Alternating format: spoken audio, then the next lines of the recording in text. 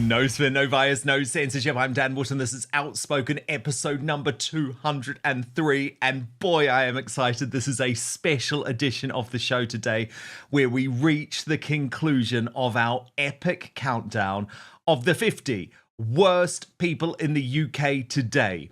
Who is going to top the poll? Last year, the top three were James O'Brien, Gary Lineker, and Dr. Scholer. But let's be honest, so much has changed in the past 12 months. There was still a Conservative administration this time last year. There was still this crazy idea that Kamala Harris might end up in the White House this time last year. So a lot has changed. The only rules, remember, the entrants must be living primarily in the UK. So no Prince Harry, no Shamima Begum. I am super excited though.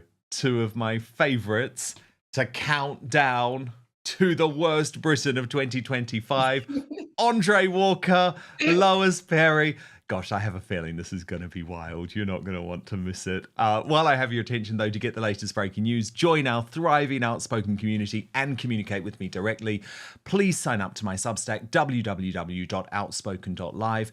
There is a completely free option, and this is the best way to protect me against big tech censorship and ultimately cancellation. You know how much they want to shut me up, so please, all I need is your email address. I won't spam you, but it's a really amazing way for us to keep in touch. www.outspoken.live. But now, let's go.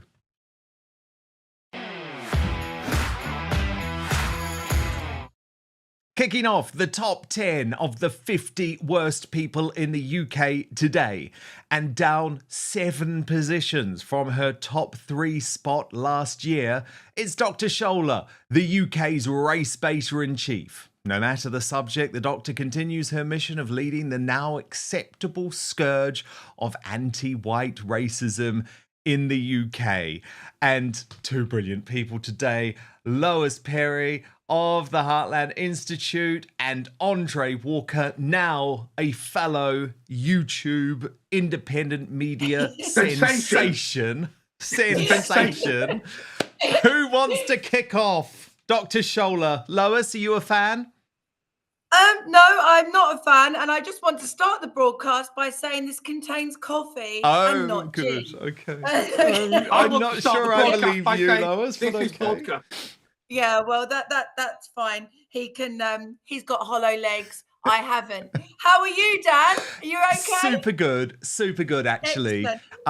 So I wanted to do some research into this Dr. Scholer character, and turns out that she said that the Auschwitz Memorial was an embarrassment to humanity. Now, I don't wish to be pedantic about it, but if you're saying that an Auschwitz Memorial was an embarrassment to humanity, I would say that you're actually the embarrassment to humanity. I mean, what the hell does she think that she's playing at, saying that about the Auschwitz Memorial? It's absolutely disgusting.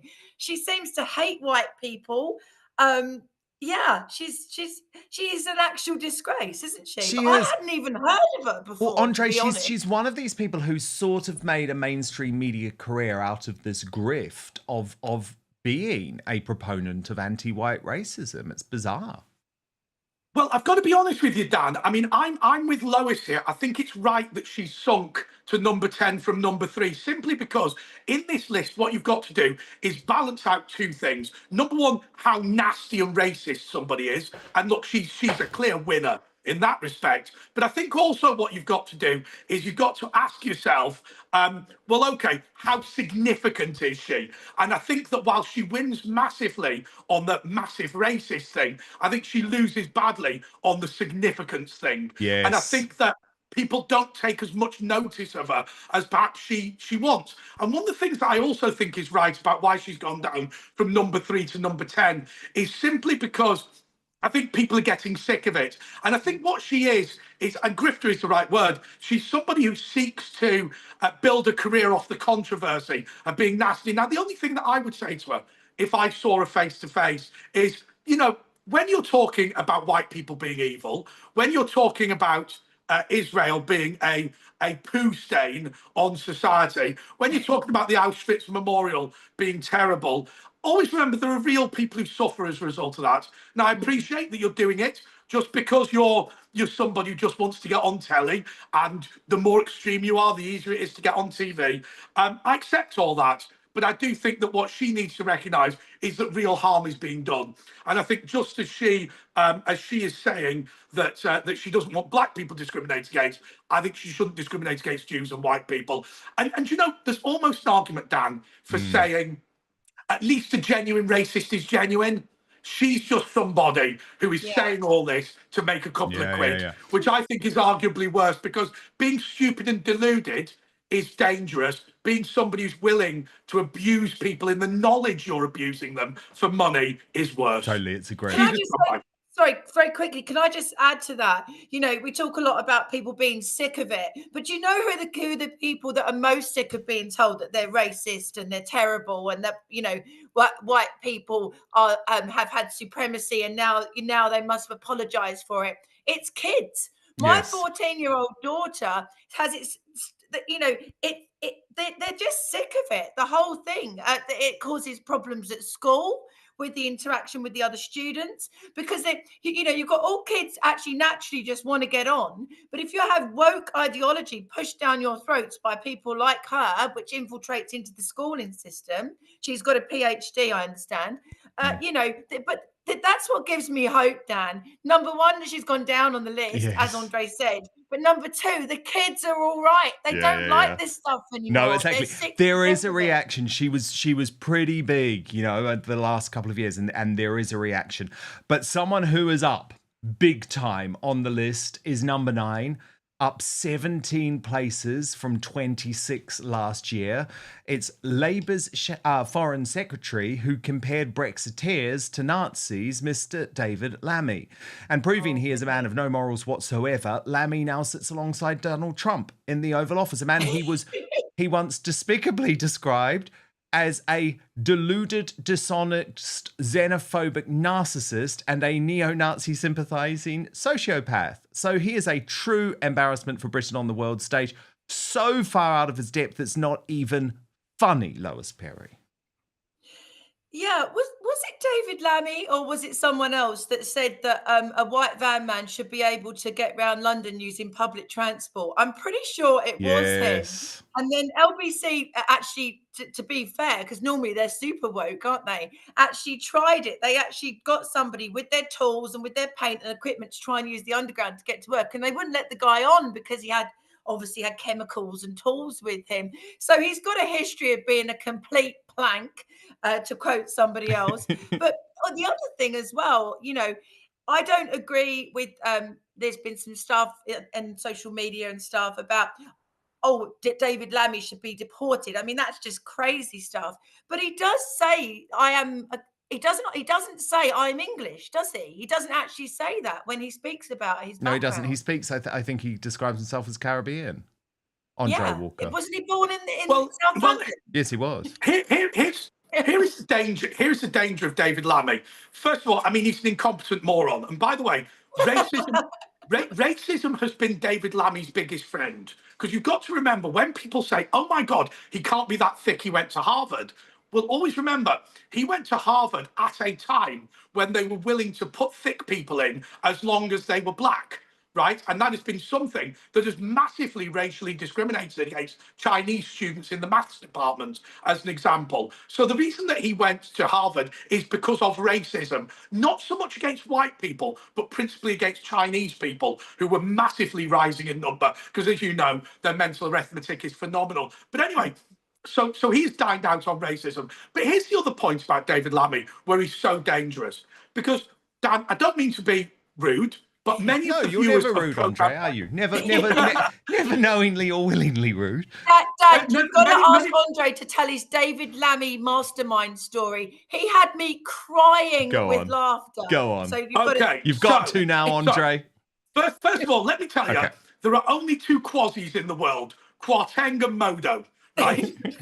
So if somebody says to you, which quasi was the British Chancellor who resigned after a few days, you've got Modo or Kwarteng. Right. So anyway, with that in mind, Lammy, who got, I think, every single question wrong on his general knowledge segment, was asked first of all this question: which Mary invented X-rays? Now, at this stage, I wouldn't know the answer. But given that Marie Curie has got a cancer centre named after her, and the other Marie is Marie Antoinette, right?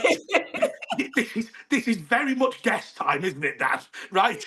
He guessed Marie Antoinette, but also when he was asked who is the child or who is the son of Henry VIII. Oh, this is brilliant. The answer to that is actually King Edward. However, if you were to answer Henry IX, then I think you would have some credibility, wouldn't you? Don't know the answer, but I personally would. I would have known it was King Edward, but I'd have guessed Henry IX if I didn't know. He guessed Henry VII. Not only questions his historical ability, but also his ability to count, which, by the way, is probably the reason why he's willing to give away the Chagos Islands and rent it back for $17 billion. You'd have to be bad enough at mathematics for that. But I want to say one thing where he is insidious, Dan, because we can have a laugh about all of this all day. But, you know, working class people in the inner cities of Britain are really struggling. There's real poverty with uncontrolled immigration, poor schooling, high taxes, low standards in public services. Now, whatever way you look at it, many of those children, not all of them, most of them are white, but many of those children are the children or grandchildren of Caribbean immigrants.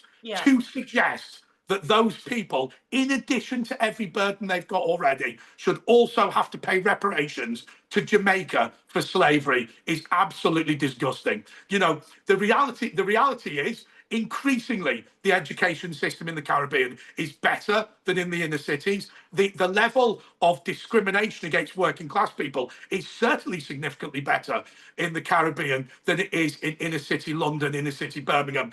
And what David Lammy is saying is this: I am an elitist, but in order to disguise my own elitism of getting into Harvard, even though I'm a moron, in order to disguise that, I'm going to send a bill to black working class children in the inner cities to feather the nests of the pro-Chinese communists who now infest the Caribbean governments. Totally. Yeah. Absolute disgrace. Disgrace. Exactly. And causing division. Speaking of causing division, a new entry at number 8. He may not be a household name, but when you learn about this man, you'll understand why. He is the hate-filled hypocrite Nick Lowles, who, as the boss of the deranged charity Hope Not Hate, specialises in witch hunts of those on the right of British politics desperately attempting to save our failing country. He encourages lawfare and prosecutions too for what he decides to be fake news. But then this year, when he spread false reports of acid attacks on Muslims in the wake of the Southport massacre, the police completely ignored his actions, which had quite clearly resulted in further violence. So this guy is appalling. He is a malign force, I think. Andre, what do you reckon? No.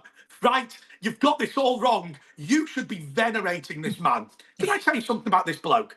I have written to him for the past 5 years asking to be on the far-right extremists in the media. I'm on it! I'm on it, for God's sake! You can take my place quite happily. which you have made it onto, and they consistently refuse to brand me a right-wing hate figure.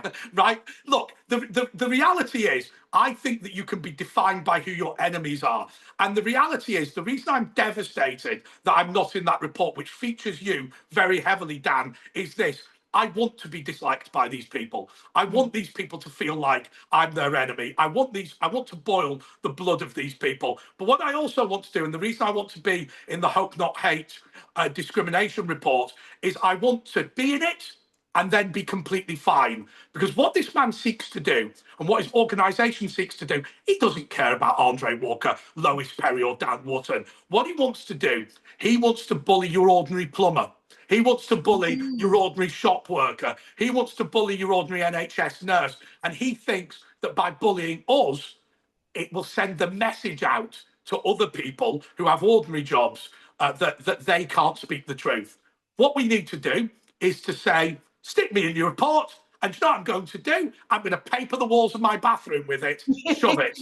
And that, I think, is an important message. However, I will say, Dan, I'm devastated because I've made that point in a letter to Hope Not Hate for the past 5 years. Look at this. Look at this, Lois. They call it the populist radical right. This was the section. So you've got Father Calvin, you've got Lawrence Fox, you've got Simon Webb, you've got Nick Tenconi. Oh, I don't believe it. Nick's in it, but not me. Lotus Meters, Turning Point. Oh, yeah. There I am. Yes. I've got it. Look at that. It's a big Do you know what? That guy that we just saw on the screen, he looks like he's got an Essex mum to me. So look, so all I can say, Dan, is I've got very mixed emotions because what he wants to do is bully ordinary people. I've asked him to bully me and he consistently refuses. Right, Andre, I'm going to speak now. Is that okay? Yes, come on, Lois Perry, come on. Thank you. Right, well, I just wanted to say about Nick, we can see very, very, very clearly that he never really got any girls at school, didn't he? I mean, look at the absolute state of him. He's just like the super nerd. He's not even like a sexy super nerd that you might get on Ghostbusters. Even the little guy in Ghostbusters, the nerdy guy, was he the gatekeeper or the keymaster or whatever? Even he was sexier than him. But I mean, this guy, does he not realize that with people like with you guys, as Andre just said, that these lists that he does just actually enhances us. It's like every time D-Smog write an article about me being the most terrible woman. They don't like you. They don't like me either. But Lois, look at how they've framed Matt Goodwin. The opportunist extremist, the strange radicalization of Matthew Goodwin. God, they're insane. Can I ask you a question? Yes. Can I ask you a question? Is there a ranking of Nick Oles's? So, as an example, like Nick Bowles is like better than Nick Coles, and then that means that Nick Lowles is outranked by Nick Knowles, right? So I think there's a hierarchy of Nick Oles's across the world. That's the vodka. What are you talking about? but look, you're not going to be happy, Lois, because you know your man Nigel. Look, he's in the Hang report. on a minute. What do you mean, my man? You know, Nigel? your friend Nigel. He's in it a lot. And look, they say Reform is a far right party. Well, according to this lot of wokes, it's far right to not want to have children have their breasts removed at 14 years old and little girls be given hysterectomy and told they're boys. It's far right to believe in the family. It's far right to believe in freedom of speech and being able to jump in your car and drive without, you know, it's far right to be anti-lockdown. So, you know, yeah, good. Exactly. Embrace it. Right. Okay. But also, can I just say one thing? Yes. Just very quickly. Yes. Can I just say one thing? The real villains here are not scumbags like Nick Lowles, who basically dine out on hatred and want to trouser a load of money. The real baddies are members of the House of Commons and members of the House of Lords who claim to be patriots, who claim to be conservatives, who support this organisation. Yeah. Watch out for your local member of Parliament doing that if you're a viewer. Yeah. Now at number 7, up a whopping 21 places this year, is the failed Labour leader turned energy secretary, Ed Miliband. One of the most dangerous men in all of Britain and certainly the most ruinous to our already destroyed economy. Miliband's demented pursuit of net zero is driving us all to economic ruin. History will judge him. Lois Perry, I know how passionate you are about this one. Go. Well, net zero, Ed Miliband. I mean, you could go on and on. We're not fracking. One of the main reasons that we haven't been fracking, yeah, okay, there was a Russian misinformation campaign, but it was also because of this man and the work that he did when Labour were in power the last time, you know, and then you had Theresa May, who cemented it all in the 2050 targets and all of that stuff. So he is the reason why people can't afford to heat their homes. He is the reason why you and I right now are paying 8 times more for our electricity than Americans. He is the reason that our ability at the last factory that did British Steel is closing down. He is the reason that everything costs so much, that food costs so much, and that basically you're not going to be able to drive a normal car soon. He wants you at home in your pod on a universal basic income, cold, with a smart meter that tells you when you can have a shower and when you can't, and basically not being able to go anywhere, drive anywhere or do anything, because of the whole 15-minute city thing is an Ed Miliband thing. But you know what the most brilliant thing is, and the most scary thing is? This is nothing to do with saving the planet. No. Even if you buy into the CO2 causing climate change theory, which I don't, but the scientists have different opinions, and they do have different opinions. It's not 98%, that's rubbish. Even if you buy into that, we're just exporting our CO2 emissions anyway. So yes, he is dangerous. Very, very dangerous indeed. I mean, see, Andre, I just can't get over. I know this is so many years on, and obviously everything Lois has said about his climate extremism, I completely agree with. But I just see him with David Miliband, and I think, you're from an effed up family, given that you would run against your own brother for the Labour leadership. I can't get over it. Honestly, I will never get over that. Well, and they look like they're snogging in that picture. It's weird, isn't it? I think actually the irony is of that picture is how upset his brother was. I'll tell you one thing. I'll go even further than that, Dan. Personally, I would never publicly disagree with my brothers, but I do understand you both want to be the leader. But I will tell you what was despicable, beyond all despicable things that he's ever done. And this is the measure of the man. He made Sadiq Khan his campaign manager. Now, I will tell you something. Sadiq Khan's brand of politics is nasty. Sadiq Khan's brand of politics is divisive. I've always said that most politicians I ever meet, might be wrong or deluded or whatever, but there's very few bad people in politics. Sadiq Khan is a bad person. Now, obviously, we could talk more about him later, but if I was running against my brother, if I was in that highly sensitive situation, to put in somebody like Sadiq, I think really tells you something. I want to just pay tribute, if I'm being honest, to what Lois Perry has done. First of all on Car 26, and then on Car 24, and then also on the Heartland Institute. This man is plunging. This man is plunging real poverty. And actually, when Lois started her campaign, people were cancelled for being honest about climate change, or at least attempting to have an opinion. I think what Lois has done has been a major step forward against this man. I've always said, I believe that he is the leader of a pagan religion. Forget whether the science is true or not. This is a religion. First of all, it has its high priests. Secondly, it has its doctrine. And thirdly, of course, it has a child sent to take away the sins of the world in Greta Thunberg. We've heard all that before, haven't we? And his Spanish Inquisition. And I think that we need to fight back around. For me, if I'm being honest, I'd have made this man number one simply because of the amount of poverty he's caused for this country. Well, and that's Lois writing, by the way, for the Heartland Institute. For those of us who have watched with growing alarm as Miliband's zealous pursuit of green fantasies has jeopardized the British economy, this may seem like a victory, but beware, it's likely a calculated deception, so you can never trust him. But let's move on to number 6 on the countdown, and another drop-off, down 4 positions. Last year's runner-up, it's the biased, Britain-hating BBC millionaire, Gary Lineker. But finally, he's gone.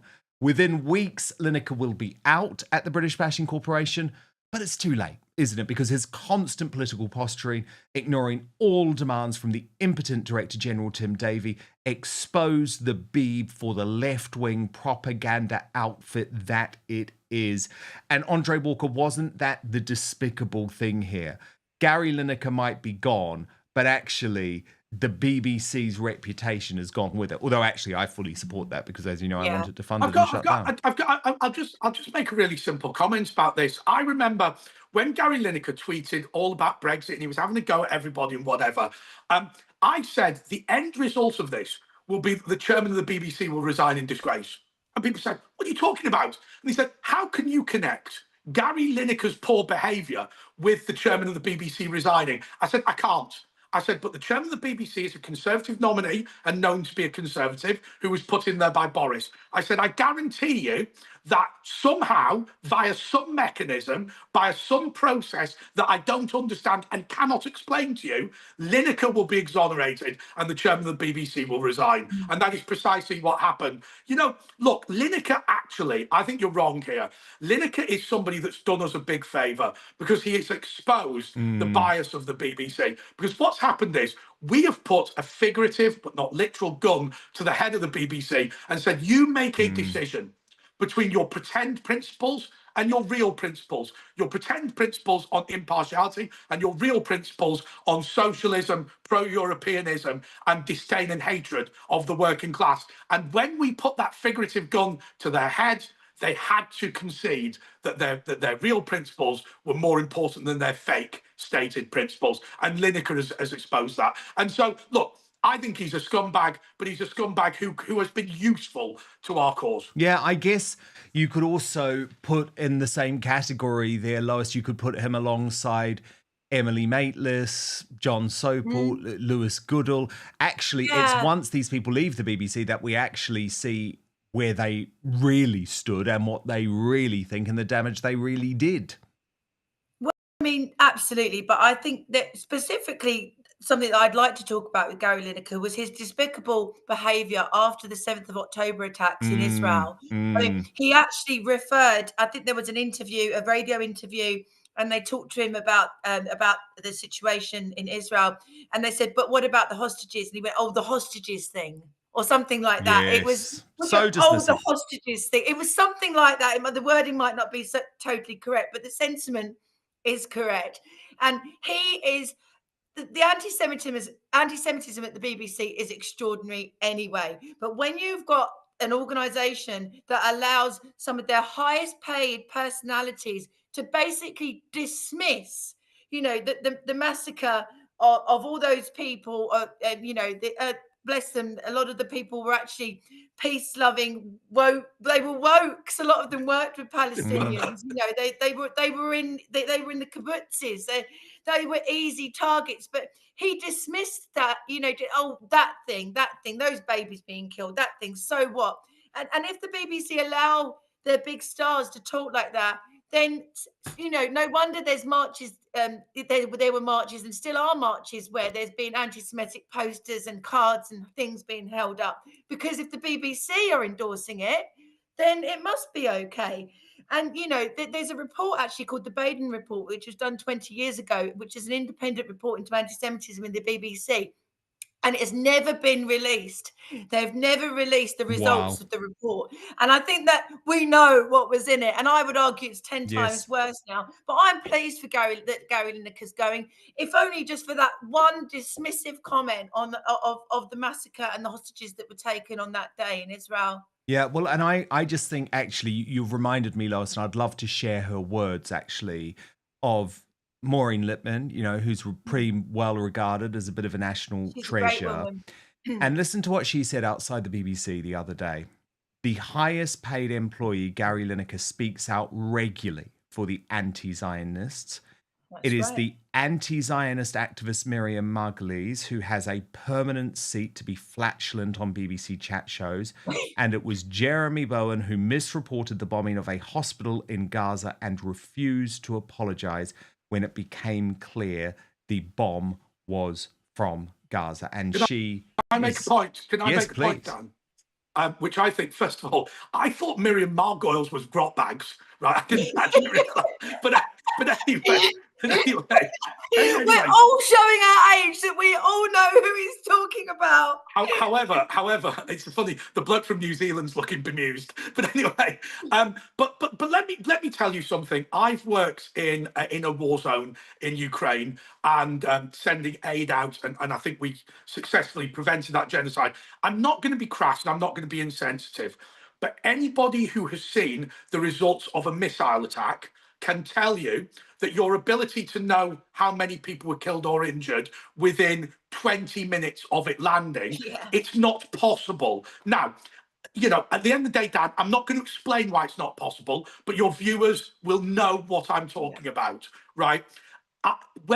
So we now know that the missile was actually a Hamas bomb that went off. But even if you didn't know that, anybody in any position who has ever seen the results of a missile strike would be able to tell you that not only do you not know how many people have been killed or injured, the remains will not be identifiable in many cases. And on many occasions, it will be impossible to know how many people were killed ever afterwards. So for people on the BBC to run 20 minutes after whatever went off to say that they knew the number of people that had been killed or injured, they knew or ought to have known that that was garbage. Now, the later argument, which is, in fact, we've now discovered it was a Hamas rocket, in a sense is irrelevant, because even if it had been an Israeli missile, they knew that the figure must have been made up. They knew that. Shame on them and shame on Gary Lineker. Shame on them and Gary Lineker, who has led that charge. Couldn't agree more. Okay, this is big, folks, because at number 5, it's last year's winner.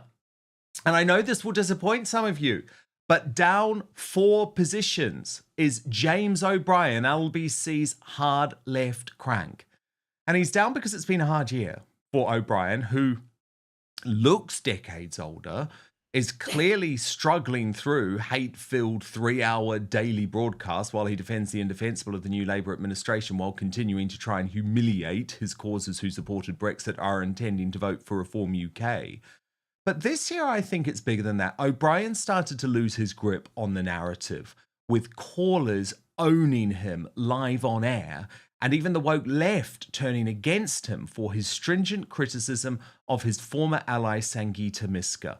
His live show with Carol Vorderman was an unmitigated disaster too. So while I still think this guy is horrendous, Andre Walker, it hasn't been an easy transition for O'Brien to deal with this new Labour government. Well, okay, let's just be clear on something. We're in the media, and there will always be ratings peaks and there'll be ratings troughs. Yes. The reality is with James O'Brien is not a very good presenter. No. Nor is he particularly intelligent, nor is he particularly insightful. True. But what he was able to do during Brexit was not because of him, but because of the microphone that sat in front of him. He was able to be the voice of the malcontents. He was able to be the voice of the establishment.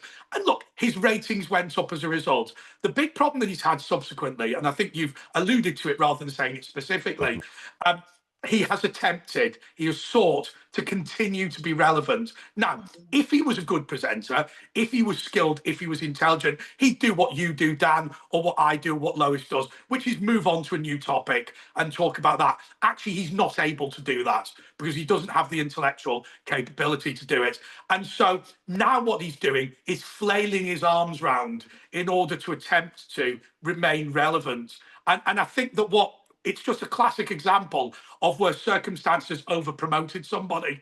And I think that if I was to be critical of your list, and I did say at the beginning of this, you have to balance nastiness with relevance. Yes, you I think the big problem with James O'Brien is, I think what elevated him was circumstance rather than intellect or ability. Ergo, in a sense, he's completely irrelevant now. Lois Perry, look at that picture. I still can't get over that picture. Yeah, that's it's like an interesting bottom. Carol Vorderman posted that. It's like he's married, love, but anyway, what's your take on O'Brien?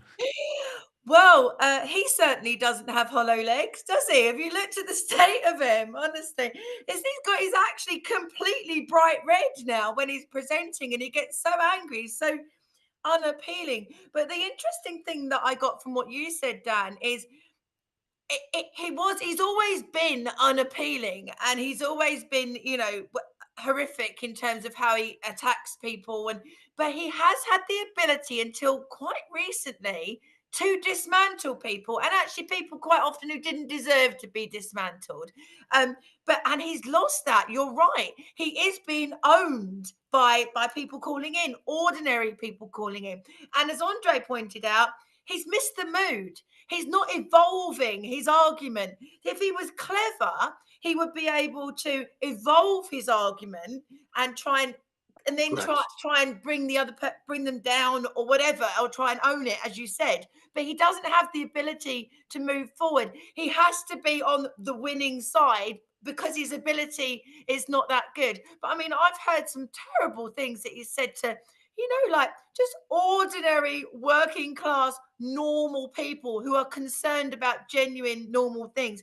And the other thing as well, for him to still have his job when my very, very good friend Majid Nawaz was Yeah, sacked I from know. LBC for Totally. saying things, that Well, for him yes, to be completely accurate. and also I don't know if you remember this horrible confrontation earlier this year, but I think it was his worst moment, Lois.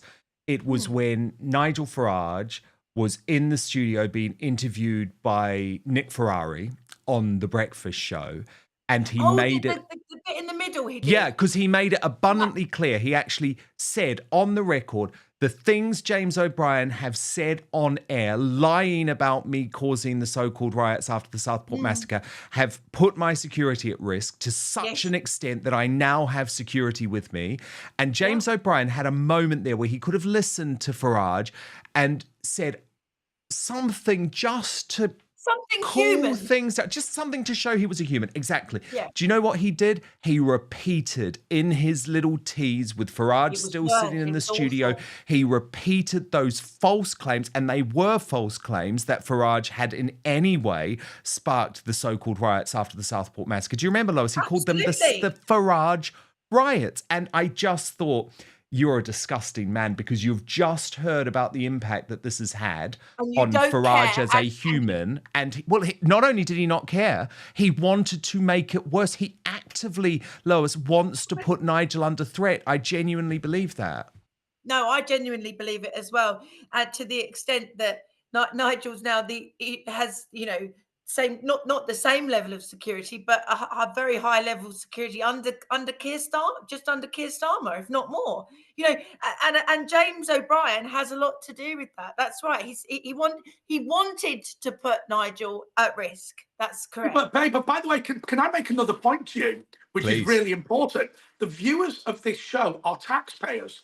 And so even if you hate Nigel Farage, I suspect, some people will and some people won't on this channel, but the cost of the level of security for a grade A security risk, which is imminent threat to life, which is where James O'Brien has put Nigel Farage, is in the millions per year. So there are now hundreds of taxpayers. Well, don't give the woke something else to throw at him, Andre. What did you say that for? Hang on a second. Nigel Farage's security was privately paid for before James O'Brien got involved. Now, because of a police assessment, he is required to have a full-time police security team. The cost of that to the British taxpayer is in the millions. Now, we all know that they don't do this on a whim, a la Prince Harry and Meghan Markle not receiving security. So these people that have accused Nigel Farage of being a dangerous fascist who is going to bring in a Nazi regime in Britain, those people are responsible for a considerable cost to the British taxpayer. Very, very good And I will tell you, prior to this, Nigel Farage had his own security that he paid for out of his own pocket. Shame on O'Brien. Yep, very, very good point. Number 4, non-mover. He remains in the same position as last year. It is the failed mayor of London, Sadiq Khan, because obviously the tragic decline of what was under Boris Johnson, the greatest city in the world, well, it just continues at an alarming rate. Khan's London is fast becoming a third world hellhole where muggings are accepted as a daily risk, while his focus on, I would argue, very divisive identity politics is becoming increasingly deranged. So Andre Walker had a bit of a go at him earlier in the episode. Lois Perry, Sadiq Khan, he's a bad man. Do you agree with Andre on that? I do agree with him on that, and I don't like his whole sectarianism as well. He's trying to divide. He's trying to call. We've had that obviously in Northern Ireland, but we've never really had sectarian politics in the same way in the mainland in England and Scotland, and what he has brought to England, it being mayor of London, is sectarianism. I just read recently that he said on a Muslim channel, a television station or radio thing, that he's going to build 46,000 new homes, social housing, but they will be near mosques. So they will be specifically homes for Muslims within walking distance of the mosque. Now, I've got no problem with anyone of any religion living in London or having access to social housing. I think you're English, British, if you adhere to our values and you pay taxes and you work hard.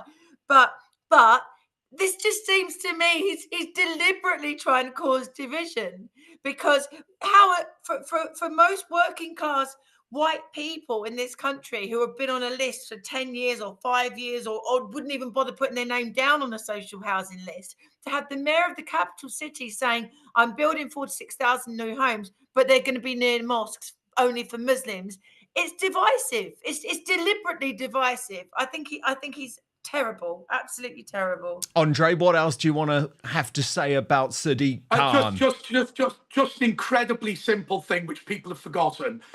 You're watching me now from Berkshire.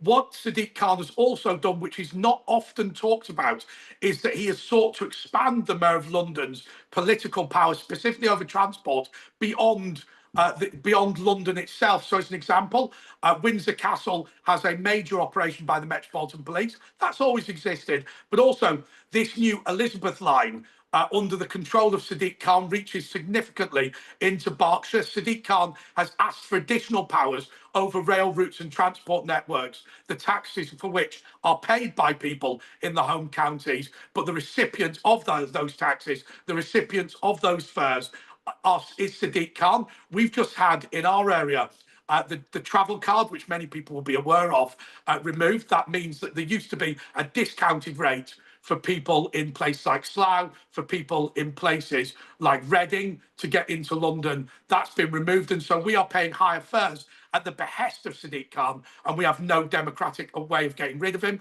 That's a difficult question in the home counties, because we'd rather pay him than let him be in charge. Dan, I'm not going to let Andre get away with trying to be a man of the people here. He's got a chauffeur. Yeah. I was supposed to stay at his house the other day, and he said, "I'll send my man to pick you up." So I don't dispute any of what he just said, but I'm not letting him get away with this. Listen. I've got so much I could say here, Lois, but I'm not going to say it. Listen. Oh no! I was speaking with Dan on Saturday at the Thatcher Centre, and I brought the driver. Oh really? Oh my goodness. Okay, you two stand by, because it's the top 3 in just 1 minute. This is super exciting and getting crazy, of course, as I knew it would.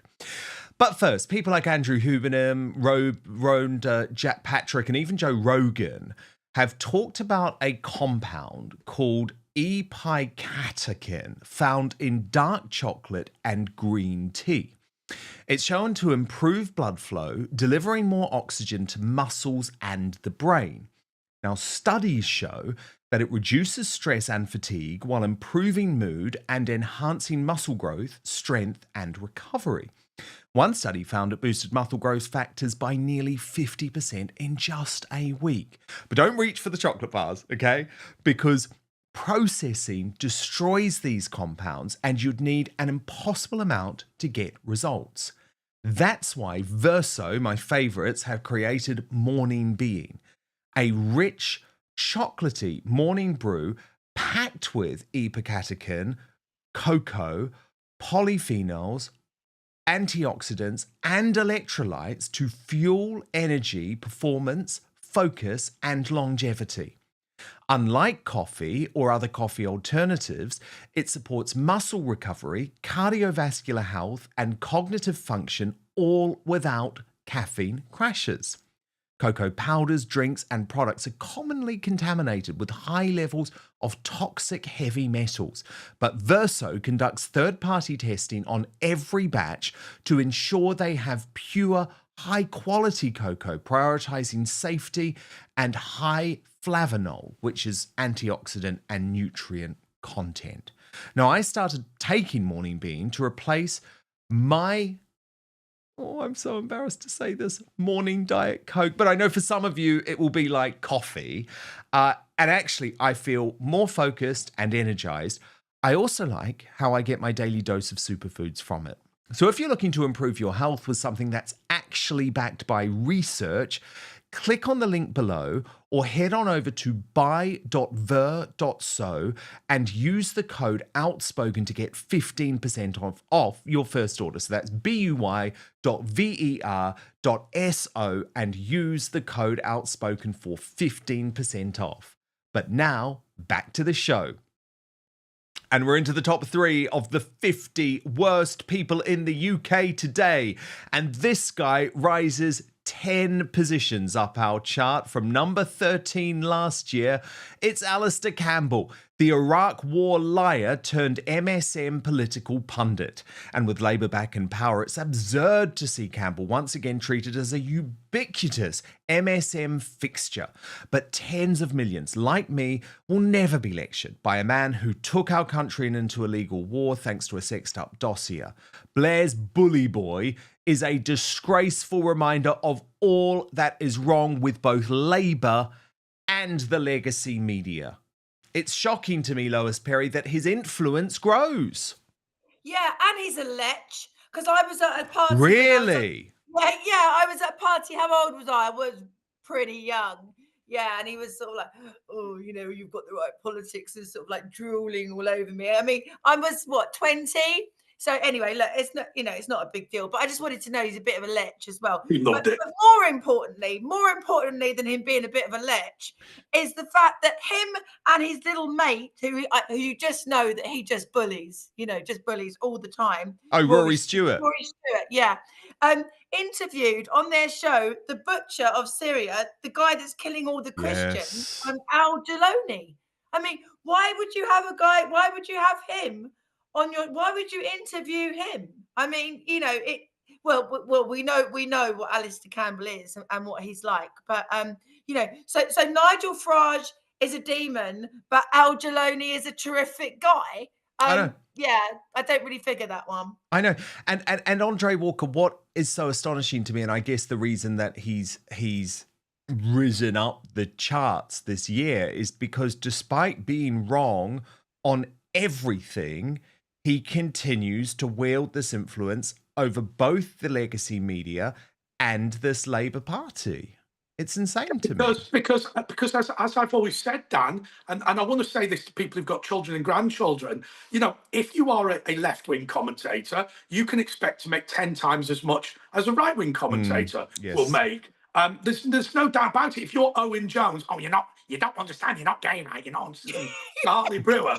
And by the way, just you're not gay, right? Remember, that was when Hartley Brewer was attempting to advance the argument that a guy running in and machine gunning a gay club going Allah Akbar might have been an Islamic terrorist. And Sadiq Khan, Owen Jones was attempting to advance the argument that it was symptomatic of homophobia in the United States of America amongst middle Americans. I mean, it's completely ludicrous. But I will tell you something about Alastair Campbell. The brand of politics is something that at the core of it is what we rail against. This idea, Margaret Thatcher once said that people had respect for Neil Kinnock, and she never did. And she said because what he was doing was a fundamentally disreputable concept, which is to use spin, to use your intelligence, to use the gifts God gave you in terms of communications to disguise what your political party actually wants to do. And fundamentally, Alastair Campbell has lived his life on attempting to lie to people professionally. He wanted people to believe that Tony Blair was no threat to your family. He wanted people to believe that Tony Blair was a giant on the world stage. He wanted you to believe that that the Constitution, the tax take, whatever it is, was safe under Tony Blair. But it's spin. Now, I'm going to say something to people who watch this channel. What you hear on this channel is not just marketing fluff. Dan Wootton will tell you what it is as he understands it. You don't sit in meetings with Lois Perry, Dan Wootton, Maya Toosey and all these people where they go, well, here's what we're secretly trying to do, but let's just lie to the public. You don't see that. Totally. That man pretends that dishonesty is a virtue in politics. It's not. And you think about the anger and the frustration that people have. He is the architect of it. He's an absolute scumbag. But once again, nobody cares what he thinks anymore. And amen to that, brother. And no one Totally. wants him to get his dodgy dossier out either. No, or his dodgy anything else out, Lois, if we're talking about being a lich. But there you go. Okay, this is the highest new entry in the chart of the 50 worst people in the UK today. She wasn't even in it last year. At number 2, it's Rachel from Accounts, Britain's failed chancellor. And the highest new entry is for the woman who is driving the UK into an economic hellscape with more than a little help from her friends. Reeves was able to escape any type of real scrutiny from the MSM before the election, leaving us with a chancellor disturbingly out of her depth who didn't even tell the truth about her own work history on LinkedIn. And Andre Walker, I mean, she is causing so much carnage. I'll tell you the amazing thing about Rachel Reeves, which I'm staggered by. Right, if you think about it, think about the 2 jobs: economist at HBOS or call centre operative, whatever it was, accountant, whatever. Right. On a serious note, on a serious note, economists at HBOS destroyed the British economy and cost us hundreds of billions of pounds in bank bailouts. They were a disgrace who should never work again.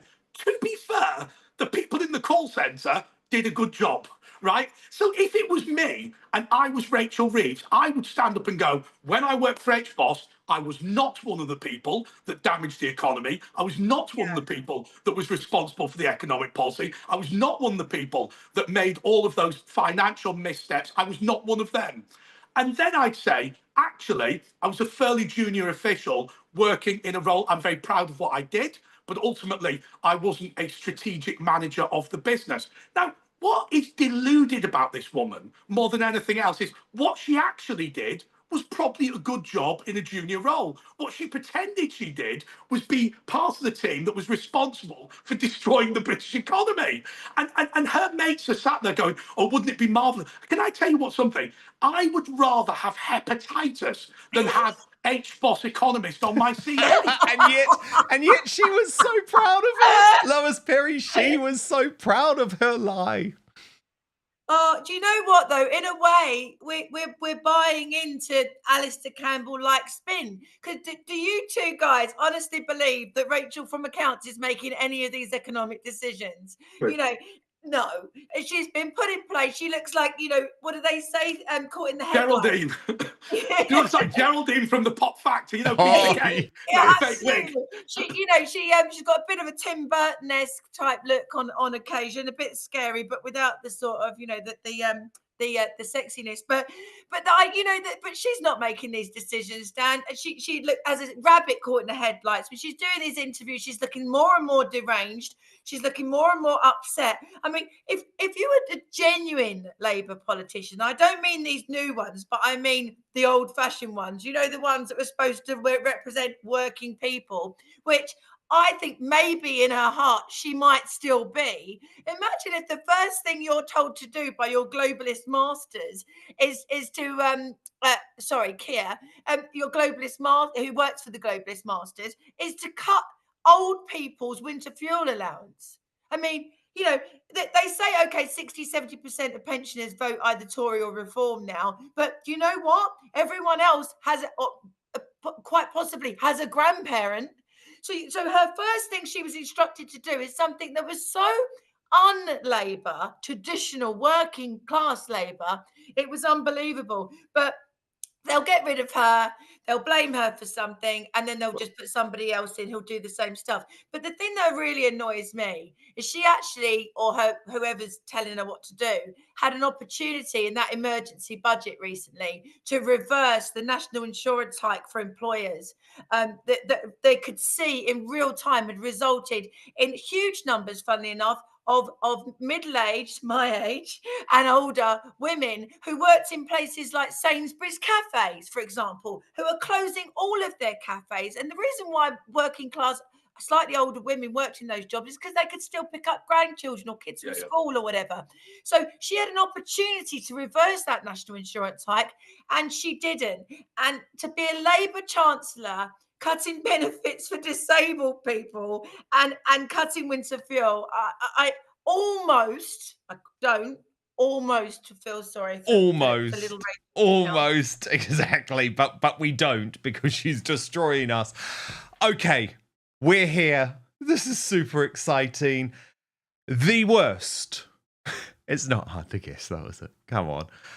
The 50 worst people in the UK today comes to this. He rises 8 positions from last year. It is our terrifyingly bad Prime Minister, Slippery Starmer. And listen, because it's important actually for me to read this. On last year's list, this is what I warned. Make no mistake, the man who wanted to serve in a Jeremy Corbyn cabinet is preparing to usher in a communist takeover of Great Britain. Starmer is out to destroy the UK as we know it. And tragically, that prediction has become true. And then some. I mean, who could have imagined just this time last year, the two-tier justice where journalists receive visits from the police? Grandmothers are locked up for over 2 years for a Facebook post. And the entire deep state is directed by Starmer to cover up the truth of national security threats like the Southport massacre. It is hard to imagine the state this country will be left in if Starmer is allowed to rule for another 4 years, Andre Walker. In a doorstep you hear to say that one of my videos on my channel right now, my YouTube channel, which Dan's put the link in the description, doesn't know that yet, but he has now. But what I talk about is the way that they have put so many laws onto the statute book now that you're guilty of crime all the time. What I mean by that is this: there is no defence in the law by saying I didn't know that law existed, and that has an incumbent duty on us, on the state, doesn't it, to make laws simple. So as an example, hugging your mum, you would assume to be legal, it is legal. Shooting your mum you would assume to be illegal, it is illegal. And that's relatively simple. What Keir Starmer has done is brought in so many laws now that you don't know what's legal and you don't know what's illegal. And what that means is you end in a situation that Tommy Robinson ended up in, and I think he's the first major victim of this, where if the police go through your affairs for long enough, then you will be guilty of a crime. So that means in practice, the state can lock you up at a whim, just like in the Soviet Union. And I think that is something that we've got to take incredibly, incredibly seriously. And I worry about that really, really seriously. And I think what we've got to say now is we've got to start talking about not who is the leader, not whether we like Starmer or not, but what are they presiding over? And what they're presiding over more than anything else, and this is the big offence, Dan, and this is why Starmer is right to be at number one, because independence means no democracy. This decision's too important for politics, means we're going to hand the power to one of our friends from the private members club. That is not acceptable. People are reeling in this country from the lack of democracy, and Keir Starmer is the high priest of that. That is why this list was absolutely right to put him at number one. It's why you're absolutely right to rebuke him in the way that you've rebuked him. Whether he supported Corbyn, whether he's dishonest, whether he's a hypocrite, whether he's a bad guy, there's all of those things that you can say about him. But the reality is he's part of a gang, and we talked about Alastair Campbell before, he's part of a gang who seek to remove democratic powers from ordinary people and place them in the hands of their elitist friends. That has damaged this country. There's no doubt about it. It's damaged this country in every respect. Yes. And that's why he's a villain. Yes, and Lois Perry, I think the unfortunate thing is that most people didn't actually realise how dangerous this guy is.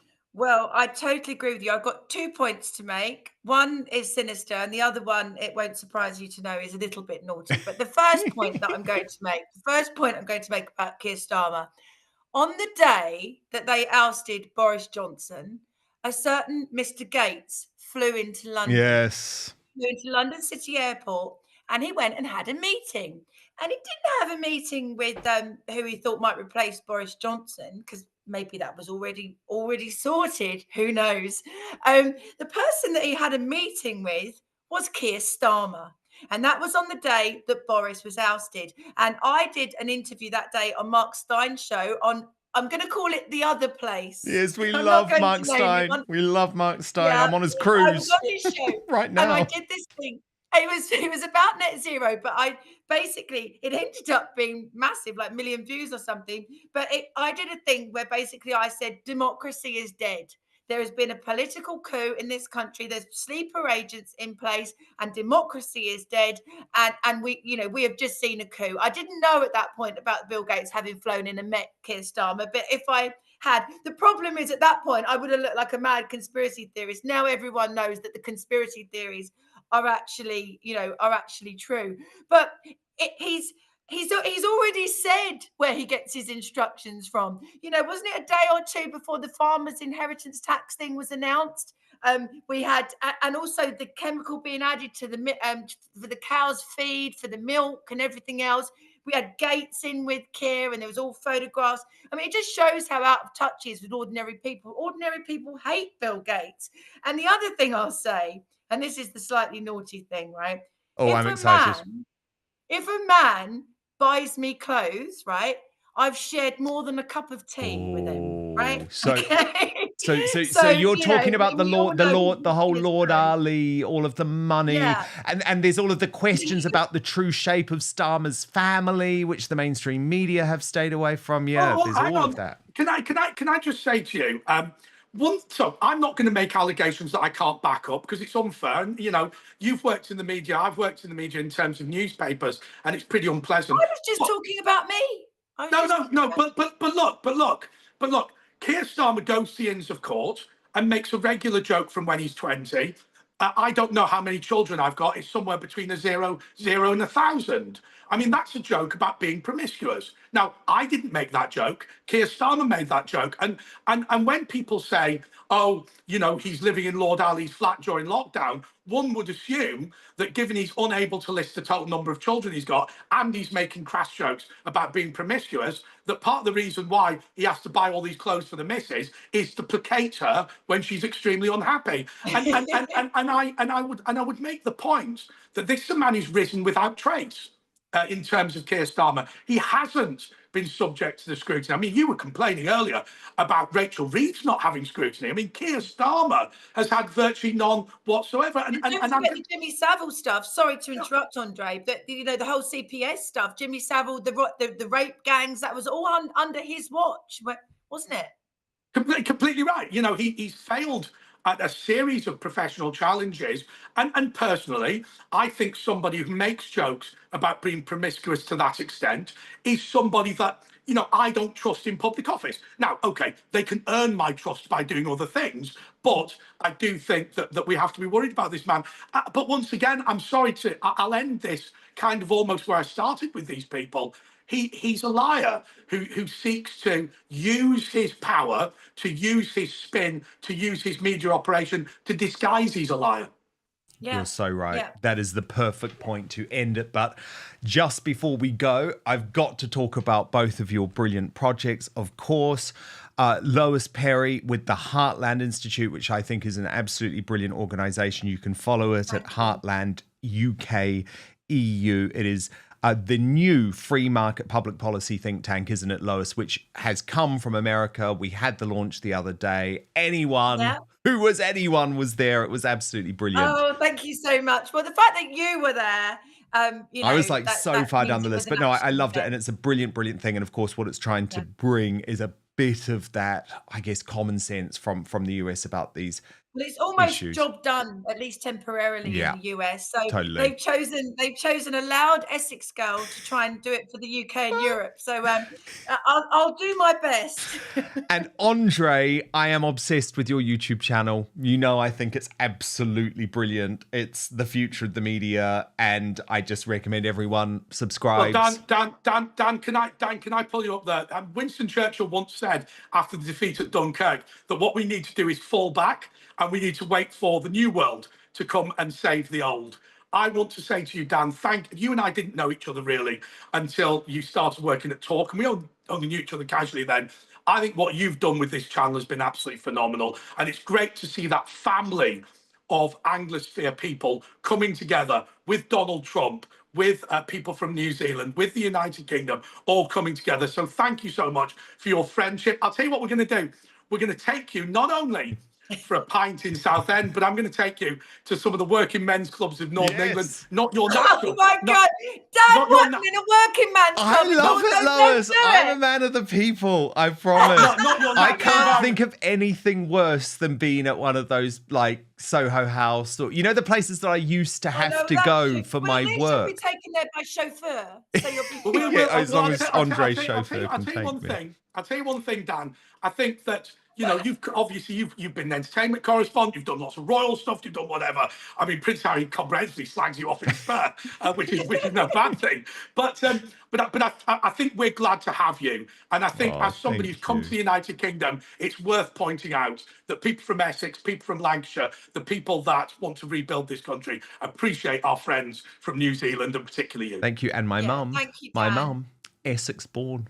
My mum is an Essex girl, so I feel like I'm a bit of an Essex boy deep down. You are. Love you both. Thank you so much. What a perfect duo to end our riotous countdown of the 50 worst people in the UK today. Now, you can recap the entire list if you missed anything earlier in the week right now on my Substack, www.outspoken.live. Substack is incredible. It is a free speech platform. It's the way to get the breaking news. It's the way to be part of the community. It's the way to communicate directly with me. I've been banging on about it all this week because it really does matter to me. www.outspoken.live. And from Monday, the uncancelled after show returns because we are back live, assuming I get back in one piece from this Mark Stein cruise. And who knows, given the people on board, what will be going down there. But if you do sign up, you can also watch the uncancelled after show live from Monday. So www.outspoken.live. I've loved doing this week our special countdown. It's been absolutely brilliant. Loads of our favourites. Thank you for your company all week. But as I say, I'm back with the news, with our regulars, with all of our normal features from Monday at 5 p.m. UK time. Midday Eastern, 9 a.m. Pacific. Hit subscribe if you're watching on YouTube or Rumble. And most importantly, I promise to keep fighting for you.